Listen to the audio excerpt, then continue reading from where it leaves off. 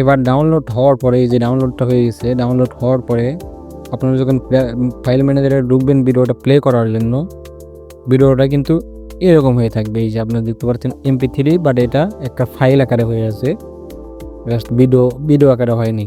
তো এইটা এখন আপনারা ভিডিও আকারে কীভাবে করবেন সেটা করার জন্য জাস্ট এখানে থেকে আপনারা রিনেম যে অপশানটা আছে, রিনেমে যাবেন। রিনেমে যাওয়ার পরে জাস্ট এই যে প্রথমে এখানে লিখে দিবেন ওকে, জাস্ট এরকম করে ভিডিও, আমি লিখছি ভিডিও mamun.mp4, মানে আপনাদের নাম কিংবা যে কোনো একটু বড় করে লিখে দিবেন জাস্ট ভিডিও mamun.mp4। এই যে ডটটা দিয়েছি এরকম ডটে দিবেন, এরকম স্পেস দিবেন না, স্পেস দিলে কিন্তু হবে না।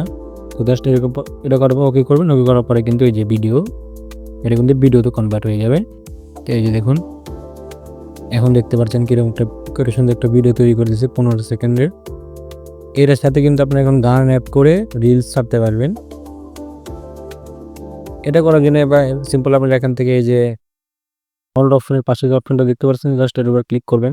তার আগে এখান থেকে আপনারা অ্যাড মিউজিক যে লেখাটা আছে জাস্ট এই অ্যাড মিউজিক উপর ক্লিক করে এখান থেকে একটা মিউজিক অ্যাড করে নেবেন।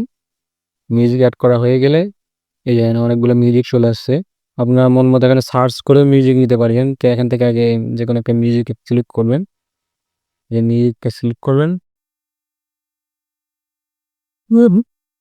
আপনারা এটা নিয়ে অ্যাপ্লাই করে দিবেন। অ্যাপ্লাই করে দেওয়ার সাথে সাথে কিন্তু এটার সাথে আর কি ভিডিওর সাথে একটা মিউজিক অ্যাড হয়ে যাবে।